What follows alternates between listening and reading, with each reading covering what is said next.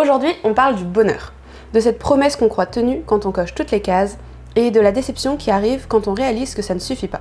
Dans cet épisode, on va discuter du fait que le bonheur ne ressemble pas toujours à l'image qu'on s'en fait. Bienvenue dans Mémoire en boîte, moi c'est Lilou et aujourd'hui j'accueille Constance. Coucou!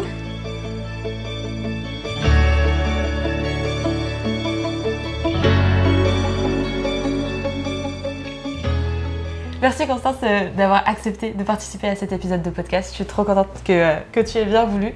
Et je me souviens que la dernière fois en pause déj, on discutait du bonheur, de la réussite et de à quel endroit on plaçait le curseur un peu, de se dire là je suis heureux ou là j'ai réussi. Et que moi je te disais que je sais que j'ai beaucoup de mal à être satisfaite à chaque fois, genre j'en veux toujours plus. Oui.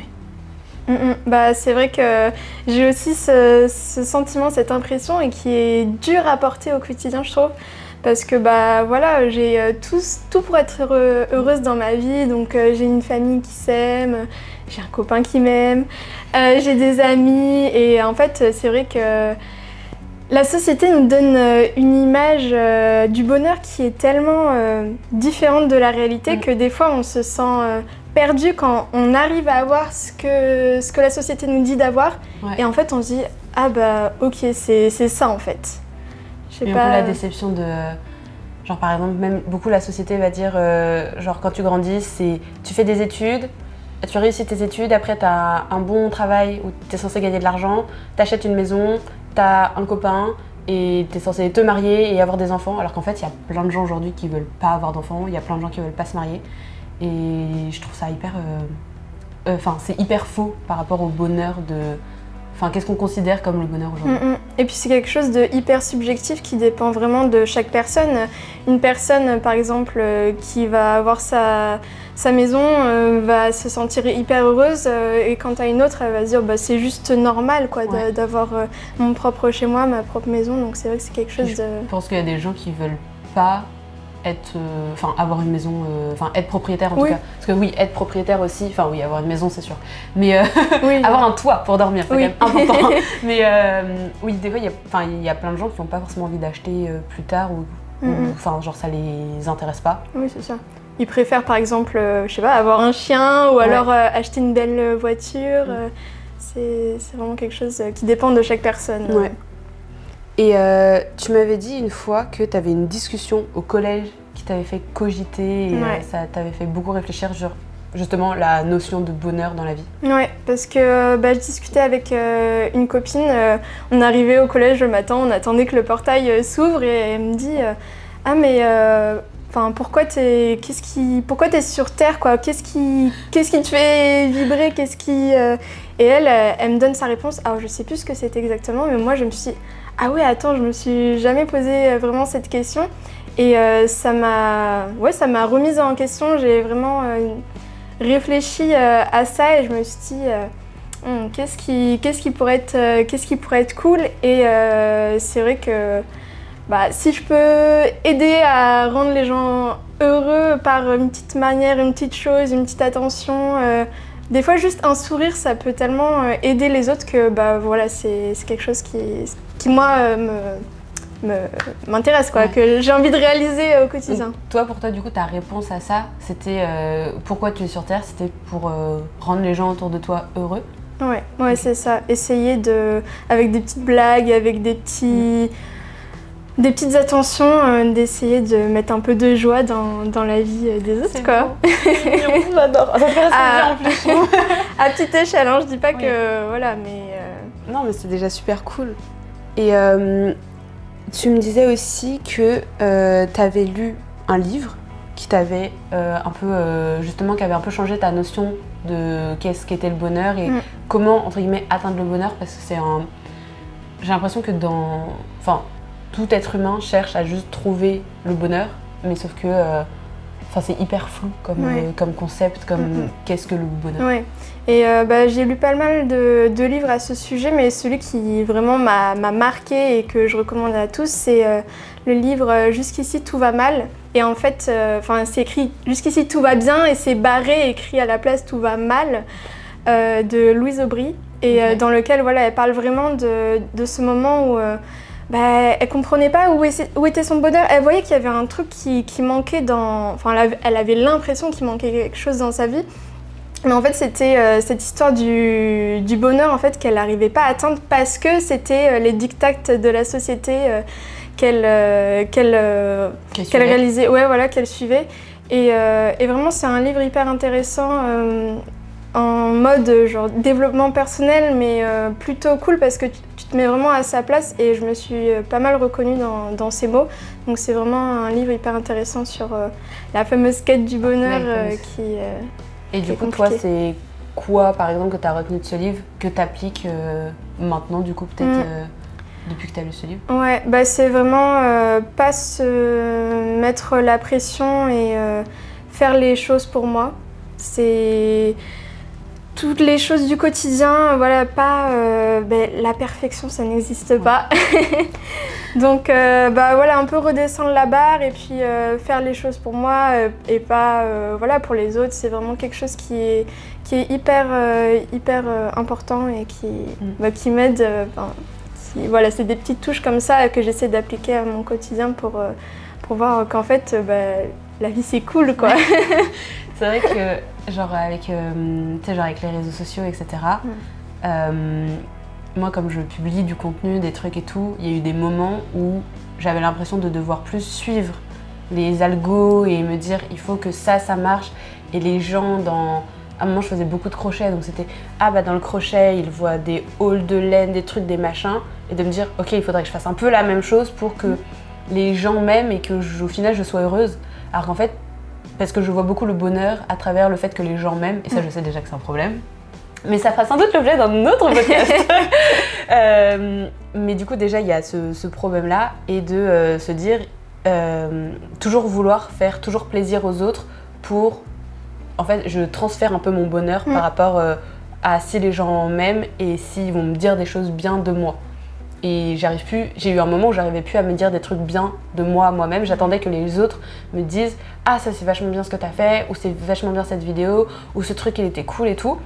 Et il y a eu un moment où j'ai eu un mental breakdown et j'ai arrêté parce que en fait je faisais beaucoup de vidéos et il y avait beaucoup de trucs où en fait c'était moi mais en même temps c'était pas trop moi. Genre je me suis rendu compte qu'en me recentrant sur qu'est-ce que j'aimais vraiment faire, maintenant je sors depuis 1 ou 2 ans genre que des vidéos où vraiment je suis contente de les sortir et je me dis c'est vraiment moi.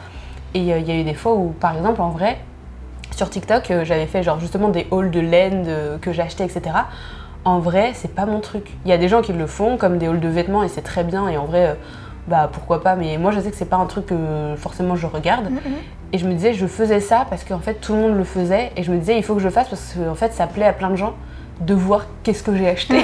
Non, mais continue de faire des vidéos qui vraiment te plaisent parce que ça se ressent et c'est vraiment des vidéos très cool à voir. Aussi.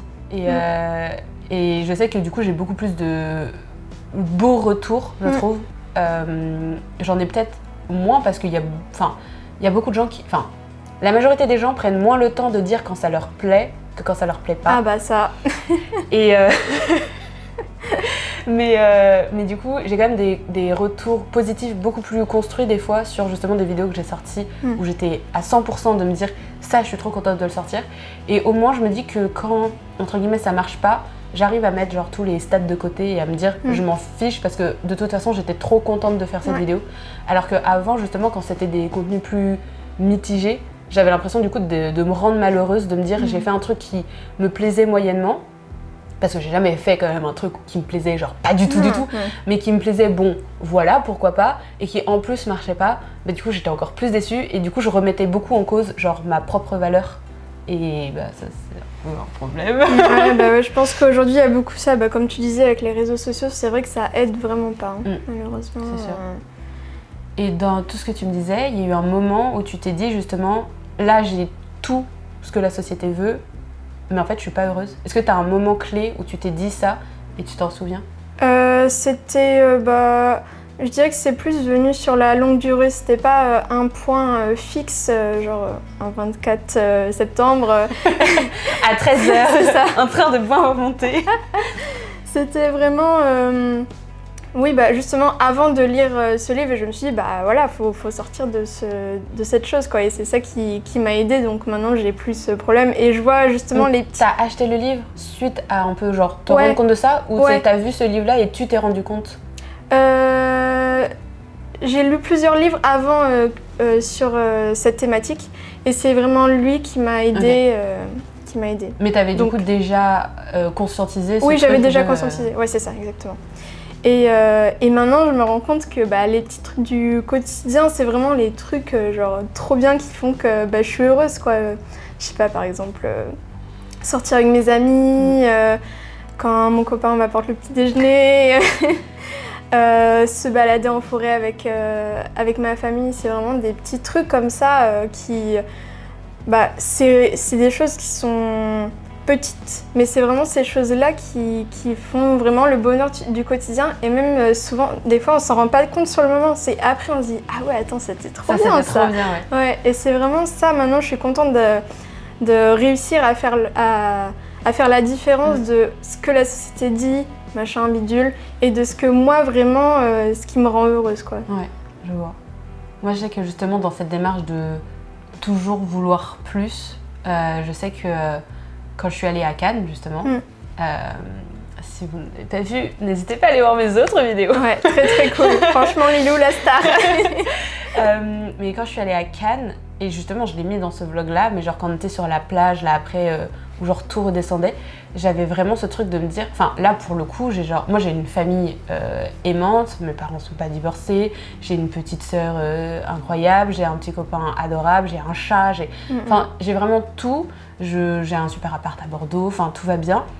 J'étais à Cannes, enfin c'est un truc de fou, et il y a eu un moment où je me disais mais qu'est-ce que je fous là, et genre j'avais l'impression du coup de pas être heureuse, mais je savais pas pourquoi, et c'était trop bizarre parce que là c'était plus je pense du mérite ou de... Je sais pas, j'arrivais pas à remettre, comment dire, dans l'espace tout ce qui était autour de moi. Enfin en fait c'est un truc tellement gros que je savais pas trop ce que je sentais là. Tu te sentais pas légitime d'être là, c'est ça? Okay. Encore le sujet d'un autre podcast. Non, il y avait un peu ce sujet de légitimité et tout, et du coup j'avais l'impression à l'instant T de pas du tout être heureuse, alors que j'avais vraiment, enfin là pour le coup j'avais vraiment tout à 100% pour me dire sois heureuse, c'est un truc de fou qui t'arrive. Oui, et vivre le rêve de beaucoup de gens aller à Cannes, quoi. Exactement. Et du coup c'est là où genre j'ai pris mon temps. J'ai appelé ma maman. Et les mamans dans ce moment-là, qui étaient là pour moi heureusement. Et j'ai appelé mes parents et je sais que, enfin, j'ai du coup parlé genre pendant 1 heure et demie avec eux, et je sais qu'après ça m'a aidé vraiment à redescendre et à me dire ok, là tu profites, parce que j'arrivais à remettre dans l'espace tout ce qui m'arrivait. En fait j'avais un peu l'impression d'être un peu sortie de tout ça et de tout voir de haut et de me dire qu'est-ce que c'est que ça, okay. Et là de redescendre et de me dire ok, faut que je profite, et c'est un truc de fou. Et là je me suis sentie beaucoup mieux, et du coup toute la fin du séjour je me suis sentie trop bien, parce que je me disais mais justement j'avais ce truc de légitimité que j'avais retrouvé un peu, de me dire non, je mérite d'être là, tu profites, ça t'arrivera sans doute jamais une autre fois dans ta vie, enfin c'est en tout cas pas comme ça, c'est vraiment tu profites. Et je sais que mais ce truc du bonheur là, j'ai eu un moment où vraiment j'avais tout, et je me suis dit est-ce que j'ai l'impression d'être malheureuse alors que non, enfin genre c'est fou quoi. Et tu me disais du coup les petites choses du quotidien que toi t'avais, c'est vraiment c'est là où t'arrives à remettre, comment dire, en contexte de une balade en forêt avec ta famille, c'est ça qui compte et c'est ça qui est important et qui fait ton bonheur. Ouais, d'être avec les gens que j'aime, qui m'aiment, et dans la nature aussi, ça aide beaucoup. Enfin en tout cas pour mon cas, je pense que je vivrai à la campagne plus tard.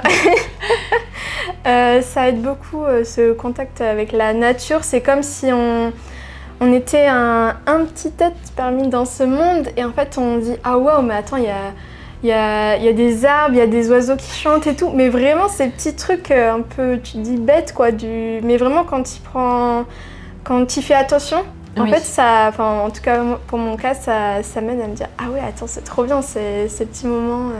Je pense que c'est peut-être parce que je viens de la campagne aussi, mais vraiment je trouve que l'air à la campagne est pas le même que l'air à la ville. Genre, en vrai, au fur et à mesure, tu t'en rends moins compte, mais je trouve que genre quand je vais juste chez mes parents, j'ai l'impression que l'air il est tellement plus pur. Ça fait un peu cliché de dire ça, mais en vrai, je trouve qu'on ressent beaucoup la différence. Ah bah ça c'est sûr. Du coup, aujourd'hui, est-ce que tu trouves que justement t'appliques ce conseil de pas te tromper de qu'est-ce que le bonheur en réalité? Donc oui, j'essaie d'appliquer au quotidien, mais c'est vrai que voilà, des fois il y a des petits moments où on doute de soi, de ce qu'on fait, et ça mène à des rechutes. Et après, il faut essayer d'y réfléchir et de se dire ah oui, mais non, mais en fait, je vaux plus que ça.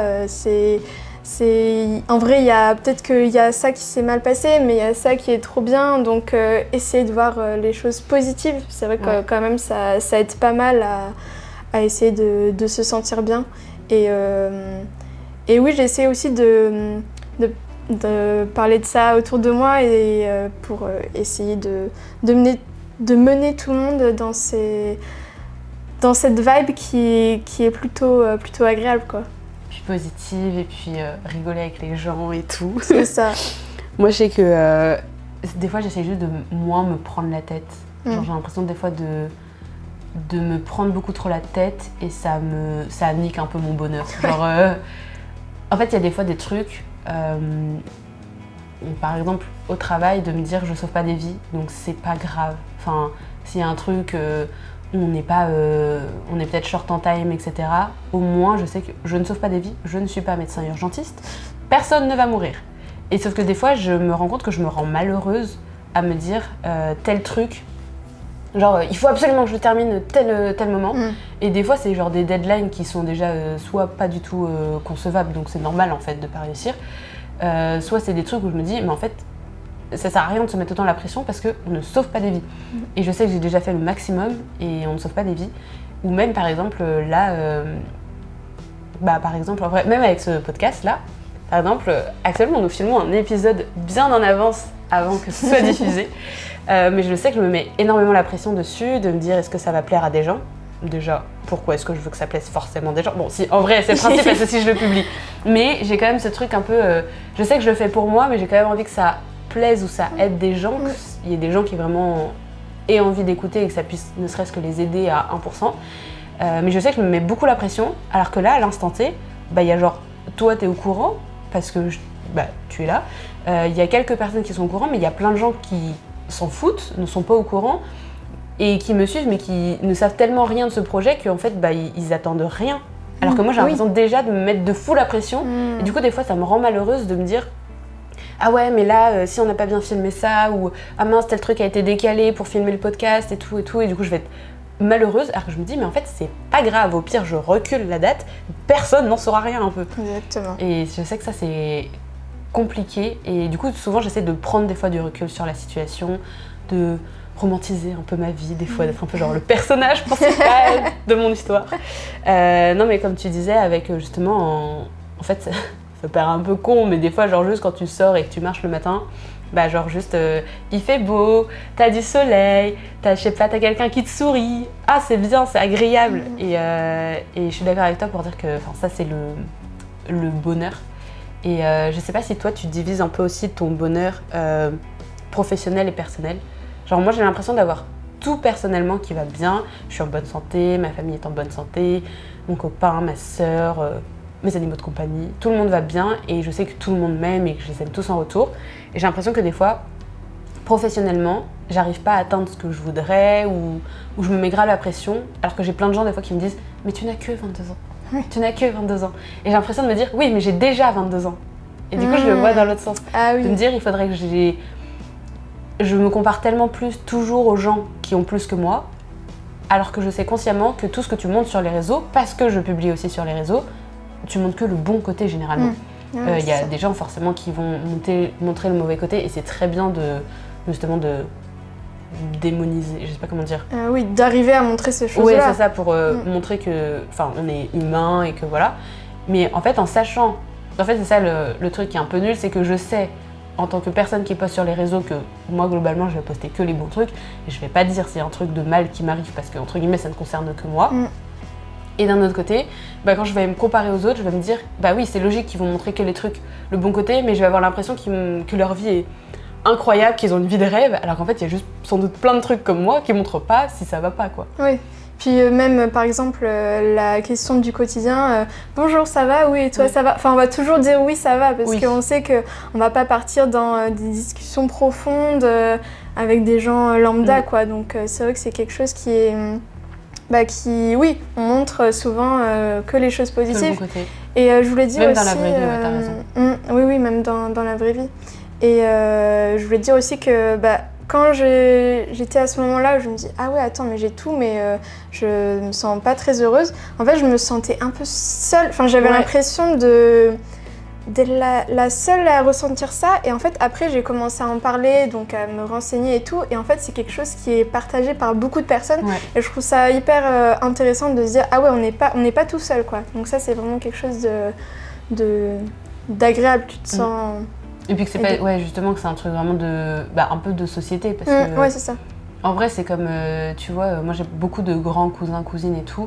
Des fois, il y a beaucoup de questions de ah, c'est pour quand un enfant ou quoi que ce soit, ou le mariage et tout. J'ai des cousins, cousines qui sont juste en mode, mais on veut pas se marier et on veut pas avoir d'enfants.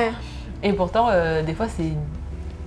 Je pense avec les générations, dur à conscientiser pour genre d'autres générations de dire comment ça vous voulez pas avoir d'enfant? Et après c'est toujours la même phrase de non mais tu verras que dans plusieurs années en fait t'auras envie d'avoir un enfant. Oui pas maintenant. C'est ça. Mais je trouve que ça met grave la pression du coup sur le bonheur de aussi de dire ah vous avez pas d'enfant, vous avez pas l'impression qu'il vous manque un truc ou enfin et dire bah non en fait moi je suis très bien comme ça et plus les gens te le répètent plus t'as l'impression que en fait t'es en mode ah peut-être en fait alors qu'en fait pas du tout. Depuis le début par exemple quelqu'un tu ne veux pas avoir d'enfant mais au fur et à mesure que les gens vont te le dire peut-être qu'à un moment tu vas avoir un doute et te dire ah bah merde est-ce que je voudrais pas un enfant et du coup tu vas commencer à trop réfléchir et ça va te rendre malheureux. Ça je trouve ça tellement triste. Ouais les dictates de la société quoi.